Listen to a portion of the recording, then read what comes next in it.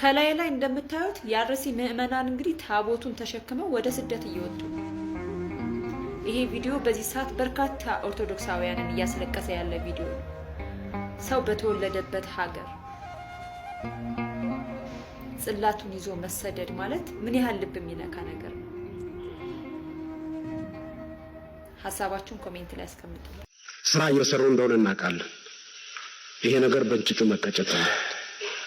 በእንጭጩ ካልተቀጨ ነገ ውጤት እንደሚያመጣ ብዙ ርቀት መሄድ አያስፈልገንም ለማወቅ። የመን ማየት በቂ ነው። ግብጾቹን ራሳቸውን ማየትም በቂ ነው። ኢትዮጵያ ውስጥ አብዛኛው ህዝብ ሙስሊም ነው። ስታቲስቲክስ ያቀረበው መረጃ ውሸት ነው። በእስልምና እምነት ዙሪያ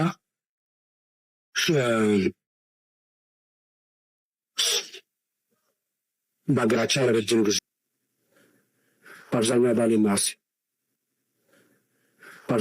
ማስ ይህ ዋስ የዚህ ዋስ አባላት የነበሩት በሙሉ ሰለፊዎች ናቸው።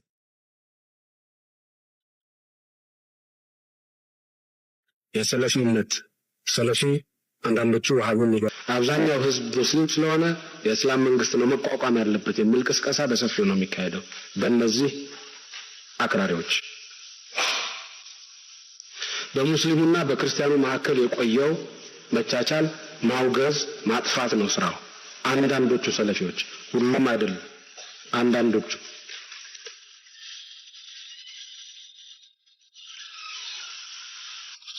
እነዚህ ሰዎች ምን እንደሚያደርጉ ከሰለፊዎች ውስጥ ጫፍ የረገጡት ምን ሊያደርጉ እንደሚችሉ በአገራችን ምልክቱ እያየን ነው። በአገራችን ብቻ ሳይሆን የመን ምን እየሰሩ እንደሆነ እናውቃለን። ግብጽ 4% ድምጽ ያገኘው አልኑር የሚባለው ፓርቲ ሰለፊ ነው። ግብጽ ላይ ምን እየሰራ እንደሆነ እናውቃለን። ሊቢያ ላይ ምን እየሰራ እንደሆነ እናውቃለን። ሲሪያ ላይ ምን እየሰራ እንደሆነ እናውቃለን። ቱኒዚያ ላይ ምን እየሰራ እንደሆነ እናውቃለን። ስለዚህ ሰለፊ በሙሉ የጥፋት ኃይል ነው ባንልም ከሰለፊ ውስጥ መቻቻል የሚደግፍ ኃይል እንዳለ ብንገነዘብም ከነዚህ ውስጥ ግን ጥቂቶቹ ልክ ከኦርቶዶክሱ ጥቂቶቹ አንድ ሃይማኖት አንድ ሀገር ብለው መፈክር ጥምቀት ላይ እንዳራገቡት ሁሉ ልክ እንደዛው ከሰለፊዎቹ ጥቂቶቹ ይልቁንም አንድ ሀገር አንድ ሃይማኖት ብለው መፈክር ካሰሙት በቁጥር የሚበልጡ ስራ እየሰሩ እንደሆነ እናውቃለን። ይሄ ነገር በእንጭጩ መቀጨት ነው። በእንጭጩ ካልተቀጨ ነገ ውጤት እንደሚያመጣ ብዙ ርቀት መሄድ አያስፈልገንም ለማወቅ። የመን ማየት በቂ ነው። ግብጾቹን ራሳቸውን ማየትም በቂ ነው። ሰላማዊ ሰልፍ መውጣት ካለብን ሰላማዊ ሰልፍ ወጣን። አይ እሱም መፍትሄ አያመጣም። አደረጃጀት ተፈጥሮ ቢሮ ድረስ ቅዱስ ሲኖዶሱ ቢሮ ድረስ ሂዶ የሚመለከታቸው አካላትን ቁጭ ብሎ በሳል አእምሮ ባላቸው ሰዎች ልዑክ ተመርቶ ሂዶ ቁጭ ብለን የቤተ ክርስቲያኗ እልቂት የማይገዳቸው የገቡበትን ዓላማ የተሸከሙትን አስኬማ ረስተው የሚጓዙ ግለሰቦችን በተቻለ አቅም እንቀስቅስ። ይሄ ግን ለኔ ዘላቂ መፍትሄ ነው ብዬ አላምንም። እዚሁ በነገራችሁ ምዕመናንንም ስለሚያሰናክል እየፈራን ነው እንጂ ሌላ ራሱን የቻለ ምስጢር ስላለው ከሆነ ዓመት በኋላ ጵጵስናና ፕትርክና ቅድስናን መስፈርት ካደረገ አቆሟል። በዘመኑ የሚሾመው ሹም በዘመኑ የሚወከለው ወኪል አስገባው ልደትን ላክለት እንደ ካፌ ሐሳብ እየወረወሩ መሮጥ ለሀገርም ለምንም መፍትሄ ሊያመጣ አይችልም። ቁጭ ብሎ ማድመጥ ነው። ዝም ብሎ ሐሳብ ለመናገር ብቻ ከሆነ የምንገባው በየትኛው ሐሳብ ካልተቀበል መፍትሄ ሊመጣ አይችልም በፍጹም። ስለማይጠቅምም እንደዚህ አይነት አሰራር ማለት ነው። ሁላችን በጋራ አብረን እምንነድም ከሆነ አብረን እምንበርድም ከሆነ አብረን ነው ጉዞ መቀጠል ያለበት። እንደዚህ ያለ ዝም ብሎ ሐሳብ ማምረት መናገር ገስቱን ሲያገኙ መሄድ እንዲህ ከሆነ ሊመጣ አይችልም መፍትሄ። እኔም ተናግሬ አንተ ሐሳብ ስትሰጥ መሄድ ከሆነ ማቆሚያ የሌለው መናገር ያልተሰበሰበ የህፃናት እንጨት ሸክም ይሆናል። ያ ውጤትም ትርጉምም አያመጣም። እንኳን ለሀገር ለግል ማዕት መሰብሰብ ነው የሚሆነው ወይ አለመነካካት። እንዲሁም በነገራችን ላይ የነብርን ጅራት ወይ አለመያዝ ከያዙም አለመልቀቅ ነው ይላሉ አበው። በነካካን ቁጥር ኑረንኛ ዝለ የምናወራው እኮ እዚያ የሆነ ሰው ያስገድል ይሆናል። በነገራችን ላይ እዚህ ኑረንኛ የምናወራው ከዚያ የሆነ አካል ያስገድል ይችላል። ከዚህኛ ኖር የምንናገረው ከዚያ የሆነ አካል የሆነ ምን እያሉ ነው ለምን እንዲህ ብለው አወሩ ብሎ የሚበሳጭ አካል ይኖራል ሌላ ቦታ። ስለዚህ ዝምታም ጥሩ ነው ወይ ዝም ማለት ጨርሶ ንግግር ከጀመሩ አይቀር ግን ደግሞ በሚገባ ተናግሮ ቋጭቶ ማሰሪያ አበጅቶ ምን ማድረግ አለብን፣ ወደ የት እንሂድ፣ ምን ብናደርግ ነው ለክርስቲያኖች መፍትሄ የሚመጣው ብለን መነጋገር አለብን። ፍርሃት ምናምን የምትሉ ሰዎች ምኑ ነው የሚያስፈራ? ይሄ የሚገሉ ሰዎች የስላሴን ህንፃ ለማፍረስ ተደራጅተው መሳሪያ ገዝተው ቀን አቅደው ሰዓት ቆርጠው የሰው ደም ለማፍሰስ ሲጓዙ ያልፈሩት ያላፈሩት ፈጣሪያቸውንም ህዝቡንም ታሪክንም የማይፈሩ ሰዎች አትግደሉ፣ ሰውን እረፉ፣ በደመ ክርስቶስ የተቀደሰ ነው ብሎ መናገር ያስፈራል እንዴ? ጦር ያወጁት ግድያን ያለማመዱት ግለሰቦች ካልፈሩ እኛ ተው ክርስቲያኖችን አትግደሉ የክርስቶስ ደም የተከፈለላቸው ናቸው ብሎ መናገር ያስፈራል ወይ? አንዳንዱ ደግሞ ፖለቲካ የሚል ሐሳብ ሰባለ። ምንድነው ፖለቲካ ማለት? ፖለቲካ ማለት እኮ ራሱን የቻለ ስርዓተ መንግስት እና ስርዓተ ክህነት የየራሱ ክንፍ አለው። በሁለት ክንፍ የምትበር ስርዓተ መንግስቱ ከስርዓተ ቤተ ክህነቱ አጥር ሳይኖረው ነገር ግን ድንበር ኑሮት አንዱ የአንዱን ህግ አክብሮለት መኖር ማለት ነው። ይህ በቢሮ ደረጃ በውይይት ደረጃ በሐሳብ ደረጃ ሲነገር የሚያገለግል ቃል ነው። ከሐሳብ ወጥቶ ቀጥታ ግድያን ብቻ የሚያለማምድ ስርዓት ከሆነ ግን አትግደሉን በህግ አምላክ ብሎ መናገር በምንኛ ታምር ነው ፖለቲካ የሆነው? መግደል ጽድቅ የሆነባት መሞት ግን ሟች አትግደሉን ብሎ መናገር ኃጢአት የሆነበት ሀገር እንዲህ አይነት ሀገር ከሆነ ይቅር። እንዲህ ከሆነ እናንተ አባቶች እንደዚህ ሀገር ይፈርሳል፣ ይፍረስ እንዴ? እነማን ሊኖሩበት ነው? እነማን አልቀው? ሰው ካልገደሉ መኖር የማይችሉ ሰዎች ካሉ እየገደሉን አብረን ስለማንኖር አብሮ መኖር ይቀራል ማለት ነው። እንዴት ይቀራል? እናያለን በጋራ።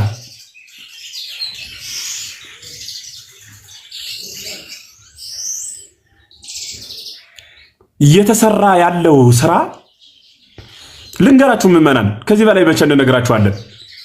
ከሆነ ከ18ኛው ምዕተ ዓመት ጎዳና ጀምሮ ጵጵስና የቅድስና መስፈርትን ለቀቀና አንድ ንጉስ በሚነግስበት ሰፈር ካገኘ ያክስቱ ልጅ ከሌለ የተወለደበት ሀገር ወይም ደግሞ ወክሎት የመጣው ሰፈር ያንን ፓትርያርክ አድርጎ ይሾማል። ከዚያ ቤተክርስቲያን እስከ በጀቷ እስከ ልጆቿ የሥርዓተ መንግስት እንደፈለገ ይጋልባል። ያ ስርዓት ዛሬም ድረስ ተከትሎን መጥቶ አንድ የሀገር መሪ ወኪል አድርጎ የሚያስቀምጠው ማንን ነው? እርሱ ዞት የመጣውን የሰፈሩን ነው። እንደፈለገ የሚመቸውን ሲገልም የማይናገረውን ወጥቶ ድምፅ መሆን እንዳይናገር ዝም እንዲል በጀቷን ብድግ አድርጎ የቤተ ክርስቲያኗን በጀት ወደ ፈለገ ሲመድብ ትክክል ብሎ ዝም የሚል ጳጳስ ይመድባል። አሁን ላይ በጣም ነገሮች ሁሉ ሰላምን ያሳጡንና መፍትሄ የሌለው ለንግግርም ለሐሳብም የቀና አንደበት ያላቸው ሰዎች ሁሉ መናገር እስኪሳንን ድረስ የደከመን ቅዱስ ሲኖዶስ ቢሮ ብትሄዱ ስርዓተ መንግስቱ ያስቀመጣቸው ግለሰቦችን ነው የምታገኙ። ከዚህ ያለውን ስርዓት ስለሆነ የሚያስፈጽሙት ከዚህ ያለው መልእክት ስለሆነ ሐሳባችንን በፍጹም ያደምጡ ዘንድ ፈቃደኞች አይደሉም። እነሱ ላይ ተጽዕኖ መፍጠር ማለት ወይ በጀምላ ልንወጣ እንችላለን፣ አለያም በሰነድ በተደራጀ በስርዓት ህግንና ስርዓትን በሚያውቁ ሰዎች በኩል በቁጥር ከ1000 የማያንሱ ሰዎች ሆነን ልንገባ እንችላለን። ቁጥር አንዱ እኔ ነኝ። ሕያው እግዚአብሔር ምስክሬ ነው። ለመሞትም ለመኖርም የተዘጋጀ አእምሮ ነው ያለኝ። እንኑር የሚል አካል ካለ ተስማምቼ ለመኖር ዝግጁ ነኝ። ክርስቲያኖችን እያጠፋን እናንተ ዝም ብላችሁ ዝም በሉ የሚል አካል ካለ ግን ዝም አልልም። እኔ የክርስቶስ ብልቶች ናችሁ፣ የክርስቶስ አካል ናችሁ ብለን የሰበክናቸው ክርስቲያኖች በክርስቶስ ብንሞት ሕያው እንሆናለን ብለው እሳት ውስጥ ሲገቡ እኛ የምዕመናንን አስራት እየሰበሰብን ቁጭ ምንል ከሆነ አባትነታችን ምንድን ነው? የጴጥሮስን ወንጌል የሚሰብክ ህይወቱ ግን እንደ ዴማስ አንጸባራቂ ነገር ያታለለው መምህር ከሆነ መምህርነቱ ምንድን ነው? የገባበትን ዓላማ የተሸከመውን አስኬማ ረስቶ ነፍሰ ጡር መስሎ 4 ኪሎ ለ4 ኪሎ የሚንቀሳቀስ ከሆነ የሱ ጵጵስና ምንድን ነው? አገልግሎቱ ሴት ላይ ነው። መቼ ነው የሚናገረው? መድኃኔ ዓለም ክርስቶስ በወንጌል አይታችሁት ከሆነ በሚያዝበት ጊዜ መነሃ ተሐስሱ ማንን ትፈልጋላችሁ ነው ያለ። አንድ ኢየሱስን እንፈልጋለን ሲሉት ህድግወሙ ለእሉ ነው ያላቸው። እኔን ከፈለጋችሁኝ እነሱን ተዋቸው ብሎ ሐዋርያቱን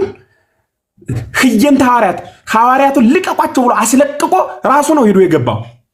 ማንም እንኳን በፈቃዱ ዮሐንስ ወንጌላዊ ተገኘ እንጂ ስለ ክርስቶስ ስለኔ ኑ ተሰቀሉልኝ የት ትሄዳላችሁ ጴጥሮስ የያዝከውን ሰይፍ የት ትጥለዋለህ ቁረጥበት እንጂ አላለም ጌታ። ህድግወሙ ለእሉ እነሱን ተዋቸው እኔን ግን አስቀድሙኝ ብሎ ነው። አባቶቻችን ስለ በጎች ጌታም ተናግሯል። ስለ በጎቹ ተላልፎ ጴጥሮስን ጌታ አስጠንቅቆ 3 ጊዜ ጠይቆ እቀባባ ግየ በጎችን ጠብቅ ነው ያለው። መጠበቅ የሚባለው ምንድን ነው? ጥበቃው የት ላይ ነው?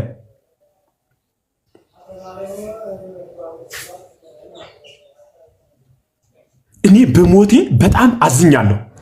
እንደ ሀገረ ስብከት መምሪያ በጀምላ ሲጨፈጨፉ ሀገር ያወቀው ፀሐይ የሞቀው የዓለም ሚዲያ እየዘገበው እኔ ጵጵስና ይበቀኛል ማለት እንኳን ቢከብዳቸው አባቶቻችን የልጆቻችን ልቄት ይብቃ ብለው አይናገሩም? ወጣው ቢያንስ ከኛ ድምጽ ይልቅ የነሱ ድምጽ ይከበራል። ከመምህራኑ የመምህራኑ የኛ ይከበራል። ከመምህራኑ ከኛ የጳጳሳቱ የነሱ ድምጽ ይከበራል። ለምን እነሱ እያለቁ ዝምታው በዚህ ልክ ጸና? አስባችሁታል? አርሲ ላይ ዕለት የሚገደሉት ደመ ወልደ እግዚአብሔርን ስጋ ወልደ እግዚአብሔርን ፈትተው ከቤተ መቅደሱ ሳይወጡ በቤተ መቅደሱ ውስጥ እስከ ቤተ ክርስቲያኑ የተቃጠሉት በቁም የታረዱት አስባችሁታል?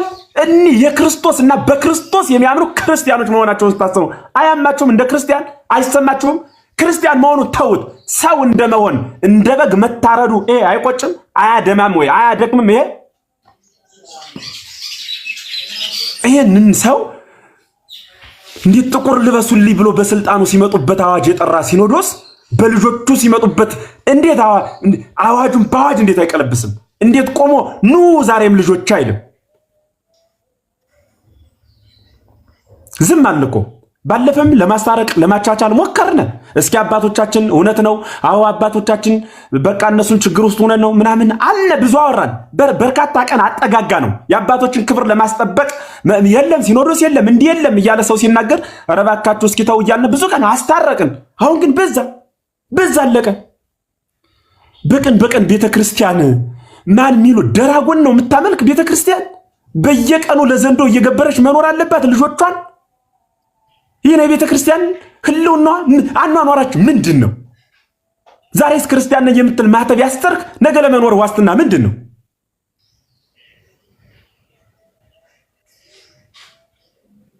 በፍጹም ወለል ለመግባት ዋስትናችን ካጣን፣ ቤተክርስቲያን ደርሶ ለመመለስ ዋስትናችን ካጣን፣ ኢትዮጵያዊ ሆነን ሙሉ ዜጋ አጠን እየተቀረዘበዝን በግማሽ ዜግነት መኖር ከጀመርን ዕለታት አለፉ፣ ዘመናት ተቆጠሩ። መቼ ምን ልናደርገው ነው? መቼ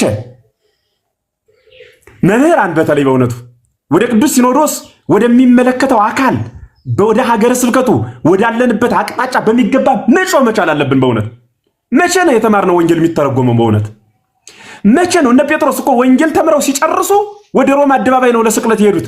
እኛ ወንጌል ተምረን ስንጨርስ ደና ደሞዝ ወደሚከፈል ሀገር ነው የምናደርገው። ሀገር ምን ቀይረው ደና ደሞዝ መክፈል ወደምትችለው ቤተክርስቲያን ነው። ጴጥሮስ ተምሮ ሲጨርስ መከራን የቀረበለት፣ እኛ እንጀራው ነው የቀረበልን። ግን አበላሉ ጠፋን። ክርስቲያኑ እየታረደ እንደ ከብት አልበን የምንጠጣው ምዕመኑን ነው። ምንኖር ደምቀን የጠመጠምነው ሻሽ የደረብነው ካባ በምዕመናን በኩል ነው። አናርስ አንቆፍር አንነግርና ሌዋዊ ይኮነን ጌጦቻችን ሰው እንዴት ጌጡ ሲወልቅ የጣቱ ቀለበት ሲወልቅበት ጌጡ ኧረ ቀለበት ብሎ ማያነሳ አለ እንዴ? ምዕመናን እኮ የኛ ጌጦች ቀለበቶቻችን እኮ ናቸው። ህይወቶቻችን ከኛ ሲወልቁ ኧረ ለምን ብሎ ሰው አይናገርም? እንዴት ዝም አለ? የሙዳየ ምጽዋት የ5 ብር 10 ብር ስብሰባ ማለት ነው። የሆነ ጳጳስ የሆነ ደሞዝ ስለሚያነሳ ማይጠረቅመው ደሞዙ ምን ሆነ? እሱ በቤተ ክርስቲያን ምጽዋት ብቻ እንኖር ዘንድ ነው እንደኛ የተፈጠር ነው። አካል አለው አይደለም? ሰው ሰርቶ አይበላም እንዲወጡ።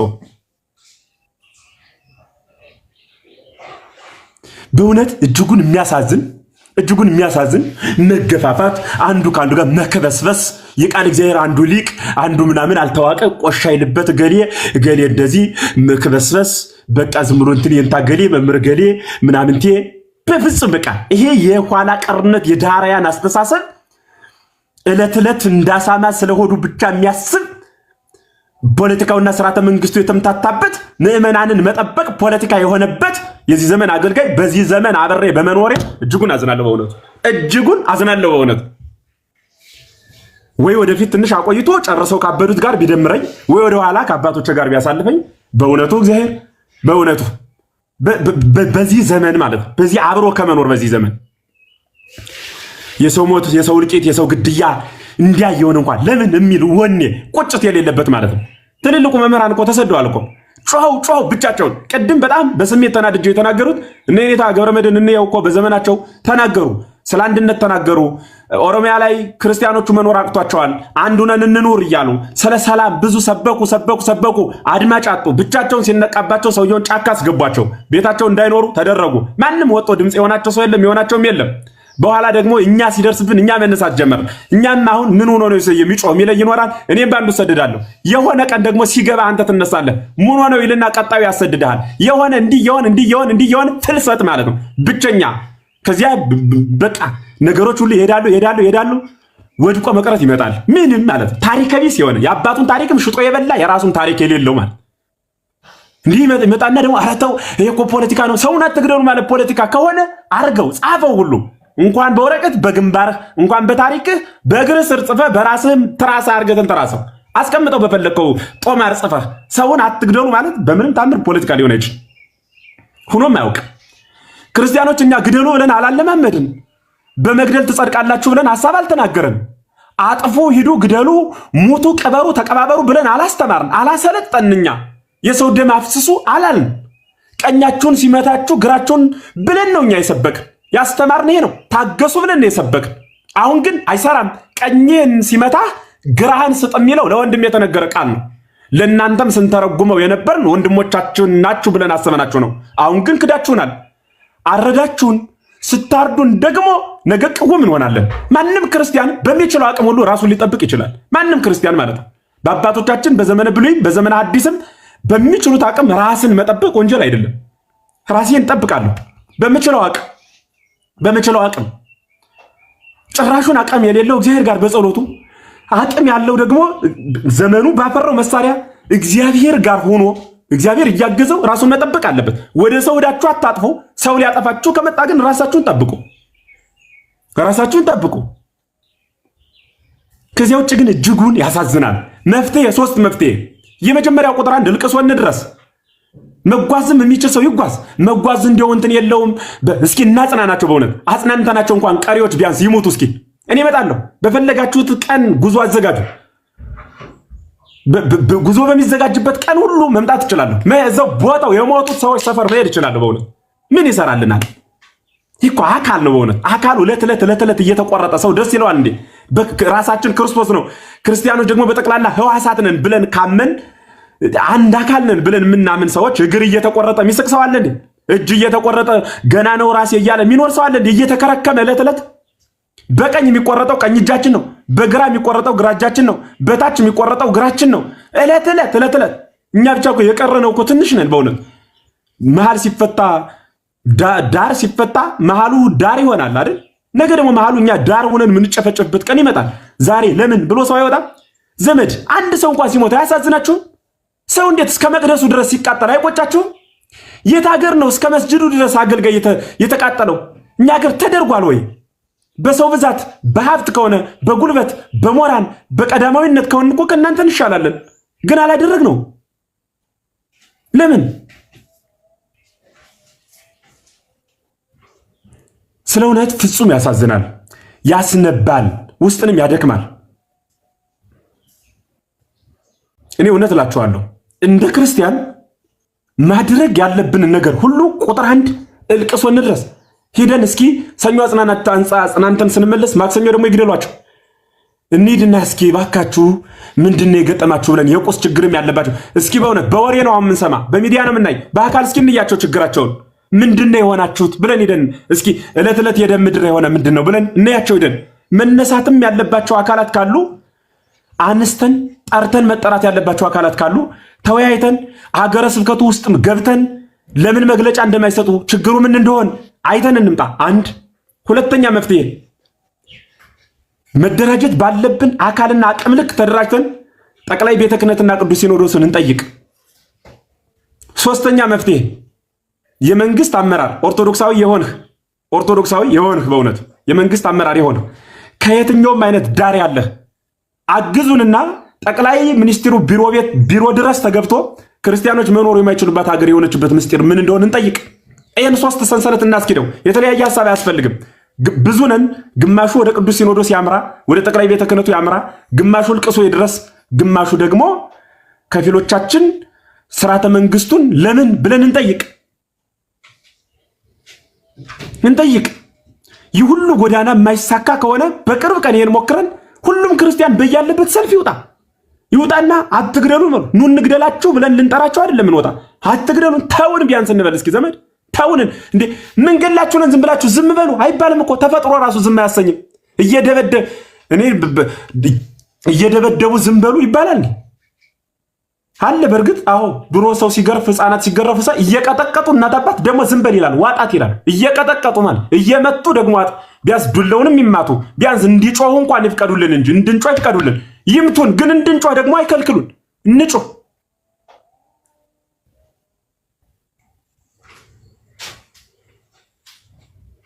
ከዚያ ውጭ ግን እስከ መቼ ድረስ እስከ መቼ መቼ ለመኖር ነው ያሰብነው?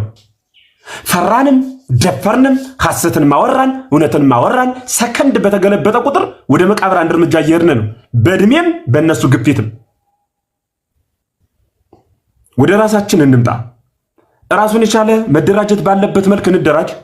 እንዴ አለ እኮ በሚዲያ ወጥቶ እኮ አልሰማችሁትም እንዴ? ቅድም ስታሰማን የነበረው ልጅ እኮ ሲኖዶሱን ተቆጣጥረነዋል መግለጫ መስጠት አይችልም አለ። ባፉ ማር እውነት መሰለበት። ሲኖዶሱም አይናገርም። ማህበረ ቅዱሳን ተቆጣጥረነዋል አለ። ማህበረ ቅዱሳን አንድ ክርስቲያን ተጠመቀ ሲባል በየቀኑ ይዘግብልናል። አንድ ክርስቲያን ሞተ ሲባል የትየደም ሲጠመቅ ነው የሚዘግብ። ሲሞት ሳያውቃቸው የሞተው ሌላው ማህበር ምን እየሰራ ነው? ጃንደረባው እነ ዲያቆን ሄኖክ ኃይሌ እንዘምር ብለው ለዝማሬ ከቁጥር እልፍ የሆነ ሰው በመስቀል አደባባይ ሰብስበዋል። ጥሩ ነው እንኳን አዘመሩ እና በዚያ ህዝቡን በሰበሰቡበት ደግሞ የሞት ቀን ደግሞ አዋጅ አውጁን ይምጡ እንጂ ምን ሆናችሁ ነው? ለምንድን ነው የገደላችሁን ይበሉ እንጂ ይምጡና። ያዘመሩት ህዝብ እየተገደለ ነው። ይምጡና ይገላግሉ፣ ይስጡ ሐሳብ። ሌላውም የሚመለከተው በየዘርፉ መናገር የሚችል በንግግሩ መስራት የሚችል በስራው ሀብት ያለው በሀብቱ ሁሉም በየድርሻው ይናገር ያገልግል። ለአንድ ሳምንት እየጮሁ ዝም ይህ ከሆነ ለሀገርም ለመንደርም ለግልም ለህልውናም ለነገም ለታሪክም ለትውፊትም ያገለግል ስርዓት አይደለም። እየጮሁ ከማለቅ እየነደዱ ከመሞት ውጪ ምንም አይነት ትርጉም ሊኖር አይችልም። ስለዚህ እውነት እላችኋለሁ እንደ ክርስቲያን አረ ፖለቲካ እንዳይሆን አረ እንዲሁ እንደዚህ እንዳይሆን አትግደሉ ነው እኮ ዘመድ ሰው አትግደሉ ፖለቲካ ነው ሽምግልና ወላ እኮ ነው። አንድ ሁለተኛ እኔ እኮ እየገደሉኛል ተው አትግደለኝ ብሎ መጮህ ዝም እየመቀጠቀጠና እንዳጮህ ይባላል። ይህንን በድፍረት መናገር ይጠይቃል። በድፍረት የሆነ ጳጳስ የሆነ ሀገረ ስብከት ሰራተኛ የሆነ ምናምን እዚያ ጀላብየውን ይጎትት ለክርስቲያን ካልሆነ ምን ይሰራልኛል? ህዝብ ሲያልቅ በህግ አምላክ የማይል ስለ እግዚአብሔር የማይል ምን ይሰራል ያለ እኔ አባቴ አይደለም እንዲህ አይነት አባትም የለኝም። ምን ይሰራል ይሄ? እንዴት ቤተክርስቲያን 100 ዓመት ታሪክ ያስቆጠረች ቤተክርስቲያን ነደደች ስትባል ቤተክርስቲያን ምዕመናኑ በውስጡ ተቃጠሉ ሲባል 15 30 40 አስከሬን በየቀኑ ተቀበረ ሲባል ሰው እንዴት አይናገርም? ሰው ወጥቶ ሐሳብ አይሰጥም ወይ? ሰው ሐሳብ አይሰጥም ወይ? የቀሚስ ዲዛይን ለመምረጥ አውሮፓ የሚሄደው ጳጳስ የክርስቲያኖች ልቀት የማይገደው ከሆነ ምን ይሰራልኛል ይሄ ለኔ? በምን ቋንቋ ነው ክርስቶስን በጠራውበት አንደበት የእርሱን አባቴ ብዬ ልጠራው የምችለው? ለምን እንደ ክርስትና ሊቆጨን ሊመርዘን ይገባል። ከልብ ማለት ነው። ክርስቲያን ስትሆን ብቻ ነው የሚገባ። ይሄ የክርስቶስ ልጅ በደመ ክርስቶስ የከበረ የክርስቶስ ደም የተዋሃደው ደም መሆኑን ያላግባብ የፈሰሰው መሆኑን የምትረዳው ክርስቲያን መሆን ስትችል ብቻ ነው። ክርስቲያን መሆን ካልቻል ደሙ አይገባህም። ተረት ነው የሚመስልህ፣ ወሬ ነው የሚመስልህ፣ ፖለቲካ ነው የሚመስልህ፣ ጨዋታ ነው የሚመስልህ። የፈሰሰው ግን ደመ ክርስቶስ መሆኑን ስታስብ ያኔ ይገባሃል እውነታው። ለምን እስከ መቼ ድረስ ቤተክርስቲያን በዚህ ትቀጥላለች? እስከ መቼ ድረስ ነው መግደል ትችላላችሁ መሞት ግን እንችላለን እያልን የምንቀጥለው? ለምንድን ነው የምንሞተው? ክርስቶስን እናመልከው ዘንድ እድሜ በሰጠን በክርስቶስ ጸጋ መኖር እንፈልጋለን። ለምን?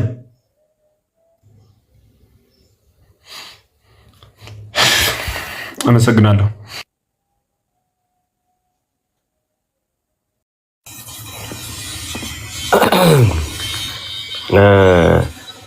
ቃል ያሰማልን መምህር። ትልቁ በቤተክርስቲያን ላይ መካስ ድረስ የመጀመሪያው ነገር እንዳሰነፍ እንዳንሆን ተስፋ እንዳንቆርጥ። አባቶች እንዲያላረጉም አያርጉ ላያረጉም ይችላሉ በነገራቸው። ምክንያቱም መጽሐፍ ቅዱስ እንደሚናገረው የተመረጡት ራሱ ገና ይስታሉ ተብሏል። ስለዚህ የተመረጡ ናቸው። እገሌ እኮ እንዲህ ነው የምትሉት ገና ይስታል፣ ገና ይክዳል። የዛን ሰዓት ምን ልትሆኑ ነው? መጽሐፉ አስቀድሞ ነግሮናል። መጽሐፉ ከነገረን ውጪ እየሆነ አይደለም ያለው። መጽሐፉ የነገረን ነው የሚሆነው። እንዲሁም መጽሐፉ በነገረልህ ገና እየሆነ አይደለም። እውነቱን ለመናገር ጌታ ምንድን ያለው? እነዚህ ሁሉ የምጣር መጀመሪያ ናቸው ነው ያለው። ገና ዋናው ምጡ አልመጣም። እቺ እንደውም ትንሿ ናት እኮ እኛ ገና የተጻፈው እኮ እየሆነ አይደለም። ገና ጥቂቱን የሆነው አባቶቻችን መቃብር ላይ ሄደን ይቅር በሉን የምንልበት ጊዜ እኮ ይመጣል። ገና ይፍቱኝ አባቴ የምናጣበት አባቴ ጸልዩልኝ የምንልበት ያ ሁሉ ጊዜ ራሱ ገና መቃብራቸው ጋር የምናለቅስበት ጊዜ ይመጣል። የሚፈታን አባታተን ማለት ነው፣ ወይ የሚባርከን አባት የሚያጸናን አባታተን። ገና የተመረጡ እስኪሱ ድረስ ገና ፈተና ይበዛል። ስለዚህ ምንድነው የኛ በዚህ ውስጥ ምንድነው የምንማረው? ምን አተረፍን ከተባለ ከእህትና ከወንድሞቻችን ጽናትን እንማር። እለት እለት ሲታረዱ እኛ እንድንበረታ ነው። እለት እለት ሲገደሉ እያለቀስን ክርስቶስን እንድንይዝ ነው። እያለቀስን መስቀሉን የሙጥኝ እንድንል ነው። በከንቱ አልሞቱም። ከኛ ግን ምን ይጠበቃል? እችን ተናግሬ ልጨርስ። ከኛ የመጀመሪያው እንዳልኩት ንስሐ። ምክንያቱም ጌታ ቀኑ እየቀረበ መሆኑን መምጫው እየቀረበ መሆኑን እነዚህ ምልክቶች ላይ ተዘጋጁ ተብለናል። ስለዚህ ከኛ መዘጋጀት፣ ንስሐ መግባት፣ ራሳችንን ማስተካከል፣ ራሳችንን ጊዜያችንን መጠቀም። ሁለተኛው ግን መቼም ቀኝህን ለመታው ግራህን ስጠው የሚለው መቼም ይገባቸዋል ማለት እንደሆነ አይደል? በሚስቴን ልጄን ሊገል የመጣ ሰው ካለ መቼም ቆይ በዚህ በኩል ይሆንልህ፣ በዚህ በኩል ቀኝ አንገቴ ነው፣ በዚህ ደግሞ ግራ አንገቴ ነው ማለት አይደለም። ኦኬ ሚስትህን፣ ትዳርህን፣ ልጆችህን፣ ቤተክርስቲያንን አይንህ እያየ ላቃጥል የመጣውን ሰው አንተ አዋቂ ነህ፣ አስተዋይ ነህ። ስለዚህ ምን ታረጋለህ? ትታገላለህ። አይሆንም፣ ሚስቴን አትነካም፣ ልጆቼን አትነካም፣ ቤተክርስቲያን አትነካም ብለህ በቆምክበት ስፍራ ሆነ ትታገላለህ። በቃ አሁን ያለው ይሄ ነው ባይዘወይ። ኦኬ ለዚህ ነው አቅመቢሶችን ሄደው የሚገሉት፣ አቅመቢሶችን ሄደው የሚያጠቁት። ባይዘወይ ገዳይ እንደገደለ እኮ አይቆይም። ታውቃላችሁ፣ የሚገድል ሰው እንደገደለ አይቆይም። በዓለማችን ላይ ሲገሉ የነበሩ ሰዎች ወይ ራሳቸውን ገለው ሞተዋል፣ ወይ ደግሞ ሰው ገላቸዋል። በቃ ገዳይ ሁሌም የገደለው ደም ሲያሳደው ነው የሚኖረው። ልክ አቤልን ገሎ ቃል አላገኘ ማለት ነው። ተቅበዝባዥ እንደሆነ ሰላም ያጣ እንደሆነ ሲቅበዘበዝ ጊዜውና እድሜው እንዳለፈ። ስለዚህ ገዳዮች ለጊዜው ነው እኮ ባይዘው ጀግና የሚጫወቱት። እነሱ ይሞታሉ። ገዳይ እንደገደለ አይቆይም። አንዱ ይገሏል። እግዚአብሔር መቼም ሁሉ ወደ ንስሐ እንዲመጡ ስለሚታገስ ለሁሉም ጊዜ እድል ይሰጣል። እምቢ ላለ ግን መጽሐፍ ቅዱስ እንደሚናገረው ሶሎሞን የሚገርማችሁ ነገር ከእግዚአብሔር ፍቃድ ውጭ ያን ሁሉ ሴቶች ሲያበዛ ጣዖት ሲያመልክ እግዚአብሔር ማን አስነሳበት ነው የሚለው? ሌላ ንጉስ አስነሳበት። ሰለሞንን የሚያረግ የሚቀጣ ሰለሞንን የሚያሳድድ ሰው አስነሳበት እግዚአብሔር። ግን እግዚአብሔር ይታገሳል መጀመሪያ።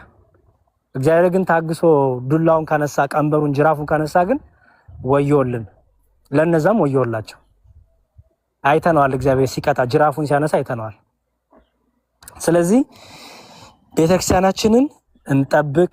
ቤተክርስቲያናችንን ባለንበት ቤተክርስቲያን መጠበቅ ሲባል ምን ማለት መሰላችሁ? አጠገቤ ላለው ሰው ክርስትና መንገር፣ አጠገብ ያለው ሰው ወንጌልን መንገር፣ እምነቴን ማጽናት፣ ሌሎቹም ወደ እምነት እንዲበረቱ ማጽናት። ኦኬ ሁሌም ለእግዚአብሔር ቃል መትጋት። ይሄ ቤተክርስቲያንን መጠበቅ ይባላል። ባይዘው ካሉ ቤተክርስቲያን ሲባል ህንጻው ብቻ አይደለም፣ እኛም ቤተክርስቲያን ስለሆነ። ሌላው ደግሞ ራሱ ሚስጥራትን የምንፈጽምበት፣ ጥምቀት የምናገኝበት፣ ቁርባን የምንቀበልበት ህንጻ ቤተክርስቲያን ደግሞ መጠበቅ። ምክንያቱም እነዛ የሚያርዱን ሰዎች አላማቸው በፊት ቤተክርስቲያን ማቃጠል ነበረ። አሁን በይፋ የተናገሩት በቪዲዮአቸው ምንድነው? አናቃጥለውም፣ እንዲሁም ቤተክርስቲያን እያቃጠልን የራሳችንን ቤተ እምነት ለመገንባት ገንዘብ የለንም። ስለዚህ ቤተክርስቲያን አናቃጥለውም፣ እነሱ እናርዳቸዋለን፣ እንገላቸዋለን፣ እሺ ያሉትን እምነታቸውን እናስቀይራለን፣ ቤተክርስቲያኑን ግን እንቀይረዋለን ወደ ራሳችን ቤተ እምነት ነው ያሉት። ለምን ወጪ እናወጣለን ለህንጻ ብለው ማለት ነው። ስለዚህ እኔ አሁን ባለውበት በአሜሪካ ሀገር ኤኒቲንግ ሊመጣ ይችላል፣ አይታወቅም። ስለዚህ ቤተክርስቲያን ይጠብቃለሁ፣ ሚስቴ ልጄ ይጠብቃለሁ፣ ምዕመኑን ይጠብቃለሁ። ግዴታ ነው በቃ። ኦኬ በዛ ውስጥ የሚመጣ ነገር ካለ ሁላችንም ስለ ክርስቶስ ፍቅር፣ ስለ ቤተክርስቲያን ፍቅር ሲባል ሰማያትነትን የምንቀበልበት ጊዜ ሩቅ አይደለም፣ ብዙ እየመጣ ስለሆነ ማለት ነው። ከዛ በፊት ግን ዝግጅት ይፈልጋል። በቃ በርቱ፣ ጽኑ። ሰማያትነቱ ሲመጣ እንዳንሸሽ፣ እንዳንፈራ፣ እንዳንንቀጠቀጥ፣ ወጣትነታችን እንዳያሳሳን፣ ገንዘብ እንዳያሳሳን፣ ሰይፉ እንዳያስፈራን። ከዚህም ብሎ እንዳትፈራ ሰይፍን እንዳትፈራ ብሎ መዘመር አይደለም። ሰይፉ ሲመጣ መጽናት ያስፈልጋል። በቃ ሰይፉ ሲመጣ መጽናት ያስፈልጋል፣ መበርታት ያስፈልጋል። ኦኬ እና እኔ ቅርብ የሰማዕታቱ ጊዜ ቅርብ እየሆነ እየመጣ ይመስለኛል። ምንም ደስ የሚል ነገር የለም እንደምታዩት። ነገ እኔና ኤርሚ ካናዳ ስለተቀመጠ እኔ አሜሪካ ስለተቀመጥኩ አናመልጥም። የጊዜ ጉዳይ ነው። በራችን እያንኳኳ ይመጣል ገና ባይዘው እንዳይመስላችሁ። ዛሬ አርሲ ምናምን ያለው ነገ ደግሞ አሜሪካ ይመጣል፣ አይቀርም። ምክንያቱም ቃሉ ሊፈጸም ግድ ነው። ይልቁንም የትንቢቱ መፈጸም ያለውት ለነሱ እናዝናለን፣ እኛ ግን ደግሞ እንዘጋጅ። በቃ በነፍስም በስጋም ተዘጋጅተን ራሳችንን ቤተክርስቲያናችንን መጠበቅ የሁላችንም ድርሻ ነው። ነገ ቤታችን ይመጣል። አርሲ ሩቅ ይመስላል አይደል? አሁን አርሲ ቤታችን ነው። ምክንያቱም አካሎቻችን ናቸው የተገደሉት፣ ብልቶቻችን ናቸው የተገደሉት፣ ቅርንጫፎቻችን ናቸው የተገደሉት።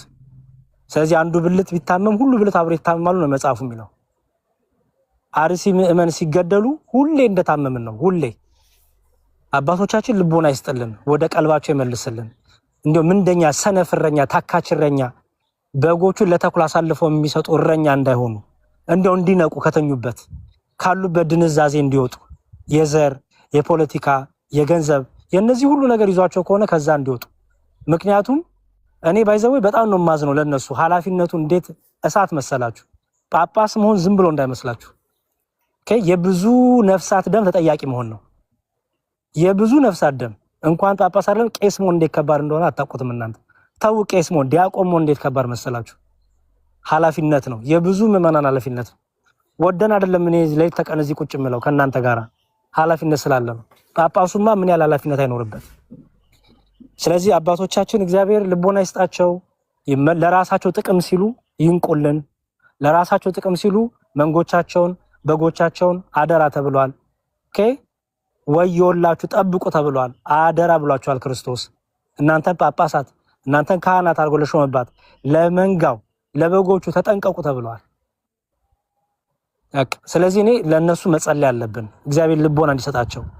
እነዚህ መከራ የሚቀበሉትማ ጽናት ይሄው በጽናት እያለፉት ነው እኮ። ጳጳስ እኮ አላዩም አይደል? ሲታረዱ ጳጳስ እኮ አጠገባቸው የለም፣ ፓትርያርኩ እኮ አጠገባቸው የለም። ጳጳሱ ያስተማራቸው ትምህርት፣ ቄሱ ያስተማራቸው ትምህርት ግን ጽናት ሆናቸው። እነዚህ በረከት አግኝቷል።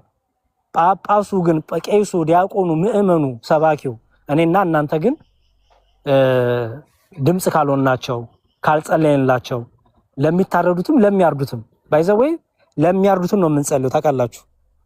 ለሚያርዱትም ጭምር ነው የምንጸልየው እኛ። ምን አርግ ምህረት አርግ እያለን ይቅር በላቸው እያለን ሰይፋቸውን በፍቅር ሰይፍ ለውጠው እያለን ሰይፋቸው እንዲጥሉ በፍቅር ልክ ቅዱስ ጳውሎስን ሳኦል እንዳሸነፍከው ፍቅርን አይተው ሰይፋቸው እንዲጥሉ። ሳኦል እኮ ሰይፍ ይዞ ነበር እኮ። ክርስቶስ በፍቅር ብርሃን ሲመታው ነው እኮ ሰይፉን የጣለው። ሰይፋቸው እንዲጥሉ እነሱም እኮ እንጸልያለን። ቅዳሴያችን ላይ እኮ የሚለው እኮ ይሄ ነው እኮ ባይዘው በባህር ስለሚሄዱ በየብሱ ስለሚሄዱ በአውሮፕላኑ በአየሩ ስለሚሄዱ በወደብ ላይ ስለሚሄዱ እግዚአብሔር ሁሉ ሰላም ወጥቶ እንዲገቡ እንጸልያለን ትላለች ቤተክርስቲያን። ለሚበድሉ ደግሞ ይላል ለሚበድሉ ወንድሞቻችንና እህቶቻችን፣ ለነገስታቱ፣ ለመኳንንቱ፣ ለሹማምንቱ ሁሉ እግዚአብሔር ምሕረትን ጥበብን እንድሰጥ እንማልዳለን ያልኩ ቤተክርስቲያን ጸልያለች። ያው ወደ 2000 ዓመቷ ነው ስትጸልይ። ለጠላቶቿ ጸልያለች ቤተክርስቲያን። ኦኬ ለሚያርዷት ጸልያለች ቤተክርስቲያን። ክርስቶስ ነው ምሳሌዋና መስራቿ። ይሄ ማለት ግን ጅላጅል እንሁን ሞኝ እንሁን ማለት ግን አይደለም። ስለዚህ ራሳችን እየጠበቅን ቤተክርስቲያናችን እየጠበቅን ለሚመጣው ነገር እንዘጋጅ። ኦኬ ቤታችን እያንኳኳ ይመጣል እንዳይመስላችሁ። ተንደላቀ መኪና ስለነዳ አታመልጥ። ባህር አሻግራ አሜሪካ ስለመጣው አላመልጥ። ምክንያቱም የክርስቶስ ነኝ። የክርስቶስ እስከሆንኩ ድረስ ሰይጣን ሁሌም ይልካል። አጋንንት አውሬው ሁሌም ይልካል። ገና በየቤታችን ያንኳኳል። የጊዜ ጉዳይ ነው።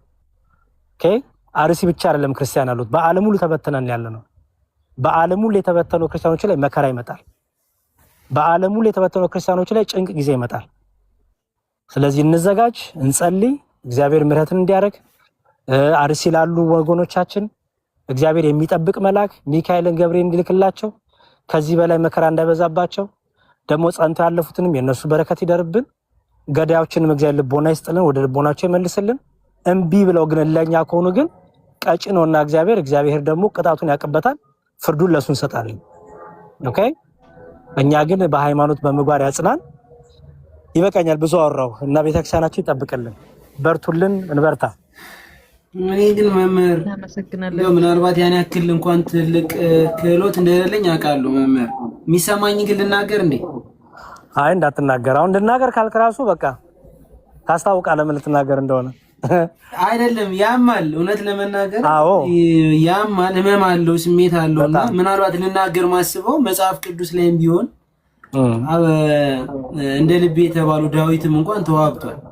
አዎ እውነት ለመናገርና እንዲያውም ደግሞ እስራኤልም ተዋግቷል። እንግዲህ እስራኤል ያዕቆብ የይስሐቅ አምላክ የተባለ እንግዲህ እነሱም ተዋግተዋል ሃይማኖታቸውን ለመጠበቅና ከህዝቡ ላይ አንደኛ ነገር ያን ያክል ከውስጣቸው የገባ የወንጌል አስተምሮ ወይም ደግሞ ያንን የተማሩትን ነገር ከልባቸው አለመጠበቅና ነፃ ፍቃዳቸውን በመጠቀም ሁሉም ሰው ከእግዚአብሔር ቤት ርቋል።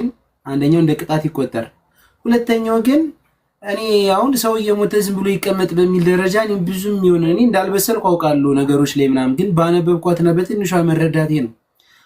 እንደውም እኮ መጽሐፍ ቅዱስ ላይ እንደሚናገረው ጳውሎስ ወንድሙን ካልወደደ እግዚአብሔርን አይቶት የማያውቀውን እግዚአብሔርን እወዳለሁ ቢል ውሸት ይሆንበታል ይላል መጽሐፍ ቅዱስ። እርስ በርስ ያለው የወንድማማችነት ክፍተት ዛሬ ላይ ለሚመጣው ችግር አጋጥሟቸዋል፣ ደርሶብናል ብዬ አምናለሁ። እውነት ነው። ለዛ ነው ወንድም አይዋደድም፣ ትክክለኛ የእግዚአብሔር ቃል የለውም ለመናገር ተፈለኩት እሱ ነው። አየህ አሁን እንደራጅ ህብረት እናድርግ ይባላል፣ ግን ገና ውስጣችን ታውቀዋለህ የኛን ነገር ቶምን ለመንፈሳዊ ነገር ለዓለማዊ ነገር እንኳን እኮ እኛ አበሾች ኢትዮጵያን ተሰባስበን እኮ አንድ ላይ መስራት ማንችል እኮ ነን። እኮ የታወቀ ነው። እንደ ቂመኞች እንደሆነን ዘረኞች እንደሆነን አንዱ ለአንዱ እንዴት መቃብር እንደምንቆፍር እኮ የታወቀ ነው። ለዚህ ነው አየቅድም ምን አልኩ፣ እንደዚያ ነገር ሲመጣ መንፈሳዊ ህይወታችን ላይ እንስራኩ። ለዛ ነው መንፈሳዊ ህይወታችን ላይ ከሰራን አንድ ለመሆን ቀላል ነው። ምክንያቱም እረኛውም አንድ ነው፣ መንጋውም አንድ ነው የሚሆነው። አሁን ችግሩ የዘረኝነቱ የፖለቲካው እንደ በቃ ይሄ ገሌ አማራ፣ ገሌ ኦሮሞ፣ ገሌ ትግሬ፣ ገሌ ፋኖ እያልን እኛ አይደለን የምንባለው? እኛ አይደለን ወንድሙን የሚያሳደው? እኛ አይደለን እንደ ወንድሙን የሚንቀው? መቼ በዓላማና በልብ በቃል ተገናኘን? መቼ ክርስትናው በለጠብን? መቼ መስቀሉ በለጠብን? መቼ መስቀሉ ሰማያዊ ህይወታችን፣ መቼ ዘረኝነታችን የበለጠው አይደል? ኦኬ። ስለዚህ የቤት ስራ ስላልሰራን በቃ ለጠላት ተመችተናል፣ ክፍት አድርገናል ሁሉን ነገር። ኦኬ። ለዚህ ነው እየደጋገመ ብዙ ነገር ይመጣብን። በቃ በራችንን ክፍት አድርገናል። ኦኬ። ዝግት አሁን አስበው፣ ግብጽ ሀገር ክርስቲያኖች በጣም ጥቂቶች ናቸው። ባይዘወይ ግብጽ ሀገር በጣም ብዙ የእስልምና ተከታይ ነው ያሉት፣ በጣም ጥቂት ናቸው ግብጾች ክርስቲያኖች፣ የአረብ ክርስቲያኖች ነው ማለት ግብጽ ሀገር ያሉት። ግን የሚገርም አንድ ቃልና አንድ ልብ ነው ያላቸው። በጣም ባለጸጋ ናቸው፣ ፋይናንሻሊ በጣም ብር አላቸው። ፋይናንሻሊ የተደራጁ ናቸው። ብዙ ፕሮጀክቶች፣ ብዙ ካምፓኒዎች፣ ብዙ ኢንዱስትሪዎች አሏቸው። በጣም ስትሮንግ ናቸው። አየህ ኦልሬዲ እነሱ ጋር አንድ አድርጎ ያዛቸው ክርስትናቸው ነው። እኛ ጋርስ ኑ ስትል ቆይ እስቲ አንተ አማራ ነው ኦሮሞ ይልሃል። ኑ ስትል አንተ ፋኖ ነህ አንተ ትግራይ ነህ ምናምን ይልሃል ማለት ነው። አየህ የሆነ ኮሽል ደግሞ ለምንድነው ዝም እንለው ለምንድነው ማንደራጀው ይልሃል። መጀመሪያ እግዚአብሔር እኮ በዚህ ህብረት ውስጥ እንዲገኝ እኛ መቼ አንድ ልብ ሆንለት? መቼ ወንድሜን አፈቀርኩኝ? እኔ ወንድሞቻችን እያሳደጋል እንዴ? አንተ እኮ የሚገለንን የሚያርደንን ነው የምታየው አይደለ? እኔ አንተን ወንድሜን እያሳደርኩ አይደል እንዴ? ቁጭ ብዬ ያንተን ፎቶ ሰቅዬ የምሰድብ ከሆነ ቲክቶክ ላይ አንተን ፎቶ ዘግዝቄ ዛሬ ረግጧለሁ የምል ከሆነ ክርስቲያን ወንድሜን ማለት ነው አንተን ከሚያርዶ ሰው በምን ተናነስኩኝ እንዴ? ስንቱን እኮ አርደነዋል እኮ እኛው ራሳችን ስንቱን ወደገናችን አርደነዋል። ስለዚህ እግዚአብሔር ደግሞ በዚህ አይታለልም። ባይዘው እግዚአብሔር የሚሸነፈው ልባችን ንጹህ በማድረግ ነው። እግዚአብሔር የሚሸነፈው ዝቅ ብሎ ትሁት በመሆን ነው። እግዚአብሔር የሚሸነፈው ሁሌም ክርስቲያን ሆነን ክርስትናችንን አስቀድመን በአንዲት ቤተክርስቲያን አሃቲ ብለን ስንሰባሰብ ነው። የዛን ሰዓት አየህ ለመደማመጥም ጉልበት ኃይል ለማግኘትም ለመደራጀትም ክርስቶስ እኮ ሐዋርያትን ምንድነው ያላቸው? በኢየሩሳሌም ተግታችሁ ጸልዩና ጠብቁኝ ያላቸው መንፈስ ቅዱስ ክትቀበሉ ድረስ ነው ያለው። ከቤቱ እኮ አልወጡም ሐዋርያት። አንድ ልብ አንድ ቃል ሆኖ ይጸልዩ ነበር። አንድ ልብ አንድ ቃል ሆኖ ሲጸልዩ መንፈስ ቅዱስ መጣና ልዩ ልዩ ቋንቋ ገለጠላቸው። እኛ መቼ አንድ ልብ ሆነን ጸልየን፣ መቼ አንድ መንፈስ ሆነን ጸልየን? ቃላችን የተለያየ ነው እና እግዚአብሔርን በዚህ አንሸውደውም። ይልቁንም ትልቁ ማድረግ ያለብን ንስሐ እንግባ፣ እንጸልይ፣ የበደልናቸው ወንድሞቻችን ይቅርም ብል የዛን ሰዓት ህብረታችን እየጠነከረ ትስስራችን እየጠነከረ ወንድም ወንድሙን እየፈለገ እህቷን እየፈለገች ወደ አንድነት ስንመጣ የዛ ሰዓት ታያለ። እግዚአብሔርም ኃይሉን ይገልጣል። እግዚአብሔርን ሰራዊቶች ያደርገናል እኮ። ችግሩ ግን ማንን እናሞኛለን? እግዚአብሔር እንደሆነ እያየን ነው። ከላዩ ነው ምን አይነት ህይወት እንዳለ ግን ይስተካከላል። እግዚአብሔር ደግሞ ያስተካክላል። በቃ እኔ ማምነው መስተካከል ከፈለግን ዛሬ እንለወጥ። ሁላችንም ሁሉም መበርታት ነው ያለበት ለመጠበቅ እና እስቲ እግዚአብሔር ይርዳን። አሜን አሜን። መምህር እግዚአብሔር ይርዳን ሁላችንም። አሜን።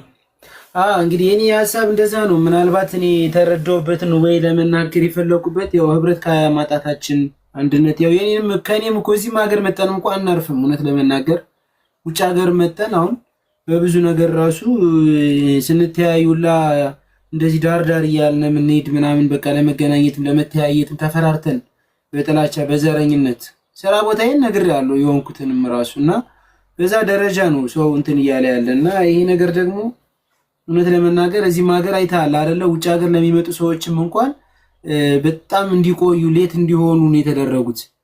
በሌሎች ግን በ8 ወርና በ1 ዓመት እንዲመጡ ባካችሁ ፈርሙ ብሎ በቲክቶክ ላይ ተሰብስበው የአስተያየት እየሰጡ ነበር። ችግር ሲደርስብንና እጃችን ላይ ሲገባ ነው ነገሮችን መረዳት የምንጀምረው። አሁን እየመጣ ያለው ነገር ግን ቀድመን ብንደራጅ የተሻለ ነው እያልኩኝ በኮሚኒቲም ደረጃ መጀመሪያ ስትገባ እንዳየኸው በኮሚኒቲም ደረጃ ተደራጅተን አንድ እንሁን። ሌሎች ኮሚኒቲ ፈጥረው ራሳቸውን የትና የት ወስደውታልኝ እኛ ከታችን ያለን እርስ በርስ የተሰዳደብን ምናምን ብዬ እናገራለሁ። እይታዬ ጥሩ ይሁን መጥፎን ያላቅም ለሰው ግን እንዴት እየተሰማው እንደሆነ አልረዳውም።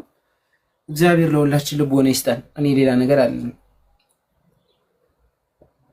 ማስተያየት መስጠትም አልችልም እውነት ለመናገር። አሜን አሜን። እግዚአብሔር ይርዳን። በቃ እኔ ለወጣ ነው።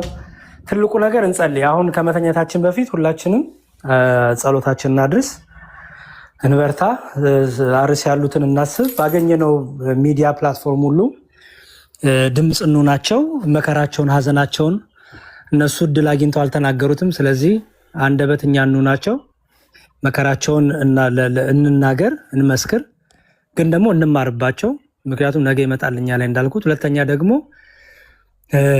ከወንድም ከቶቻችን ጋር በክርስቶስ ስጋና ደም አንድ የሆንን ስለሆንን ያን አንድነታችን ህብረታችን ያጠነክራል፣ ይጠብቃል፣ ራስንም ይጠብቃል፣ ቤተክርስቲያን ይጠብቃል። እና አንድነታችን ላይ እንትጋ፣ እንስራ። ስንፍናችን እናቁም፣ መከፋፈላችን እናቁም፣ መሰዳደባችን እናቁም፣ ወንድም በወንዱ ላይ የሚነሳው ነገር እናቁም፣ ዘረኝነታችን እናቁም። ምክንያቱም ስትሞት ኦሮሞ ወጣ አይባልም፣ አማራው ወጣ፣ ትግሬው ወጣ አይባልም አይደለ? ስትሞት ሬሳ ወጣ ነው የሚባለው አይደለ? ኤርሚ አዎ እውነት ነው እሱ። በቃ ለምሳሌ እኔ ዲያቆን ነኝ፣ ስሞት ዲያቆን ወጣ ነው የሚባለው እንዴ? አይደለም፣ ሬሳ ወጣ ነው በቃ አለቀ። ምንም ሁን ስትሞት ሬሳ ነው የምትባለው። ስለዚህ ምንም የማይቀጥል ነገር ይዘሮ የማንሄደውን ነገር ላይ ነው ጊዜ እያባከንን እርስ በርስ እየተፈጃጀን ያለ ነው። በእምነታችን ምክንያት ከሚገሉን በላይ ወንድም ወንድሙን የገደለው እኮ ይበዛል፣ እውነቱን ለመናገር። ስለዚህ እግዚአብሔር ይርዳን፣ ራሳችን እናስተካክል። ዘራችን በሰማይ ነው፣ ሀገራችን በሰማይ ነው። አንድ ሰው የተወለደበትን ብሔር ይወዳል፣ ያፈቅራል፣ ግዴታው ነው። ግን ደግሞ ሌላኛውን ወንድሙን ግን እየጠላ አይደለም። የሌላኛው ወንድሙን የተወለደበትን ቦታና ስፍራ እያንቋሸሸ አይደለም። እኔ ካንተ በልጣለሁ እያለ አይደለም። ከዘርና ከቋንቋ ከቀለም ዋሽቶናል ክርስቶስ በመስቀሉ በደሙ። ዘረኛ እንዳንሆን ረድቶናል ክርስቶስ።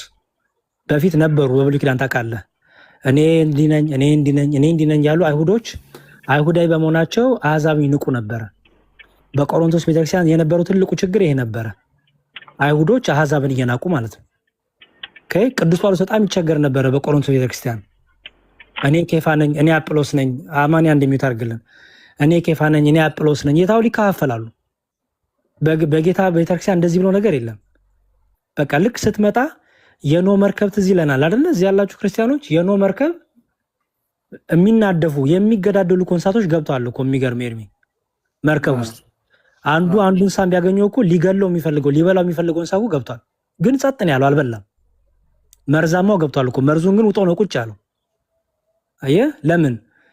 ወደ እግዚአብሔር ቤት ስንገባ በመርከብ የተመሰለችው በኖ መርከብ የተመሰለችው ቤተክርስቲያን ወደ እርሷ ስንገባ የራሳችንን ኢጎ የራሳችንን ዘረኝነት የራስን ይሄ ቆዳ መወጠር ትተን ሁላችንን በትህትና ዝቅ ብለን ነው ወደ እግዚአብሔር የምንገባው። አጉል ባህሪያችንን መጥፎ ክፋታችንን ትተን ነው ወደ እግዚአብሔር የምንመጣው።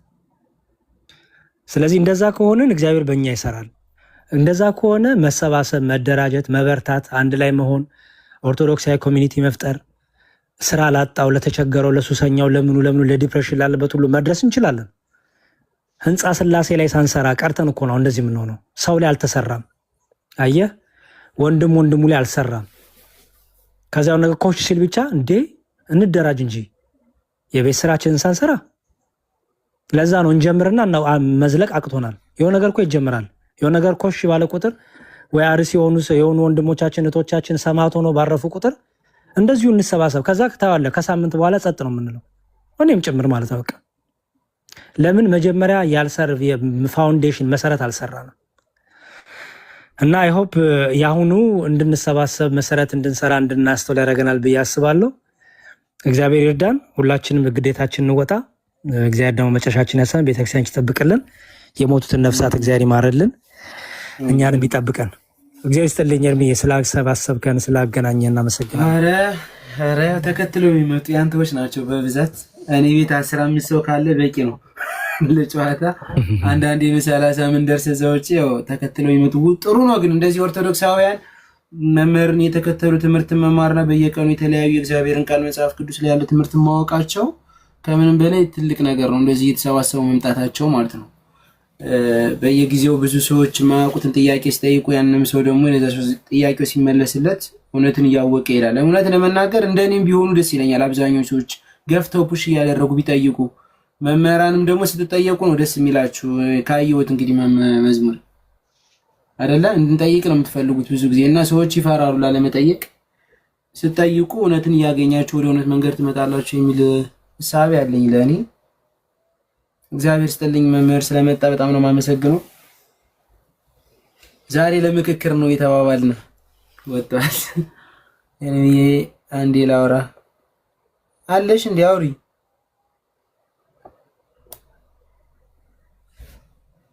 አውሪ ነው መምህር ብቻ የምታወሪ? በሉ 200 ምናምን ሰዎች መምህር ወጣው ውጡ። አየርሚ ሰላም ነው። እኔ ስታየኝ ይጨንቀኛል። አንዴ ያሬድን ሰላም ልለው ነበረ አስወጣኸው። እንዴት ነው? ረጅም ሰዓት እኮ ያዝነው እኮ ምክርም እየሰጠን ስለነበረ 204 ሰዎች ቀስ ብላችሁ ወደታች ሂዱ። እኔ ዛሬ ማኔጅ እንደማደርጋችሁ አልችልበትም እኔ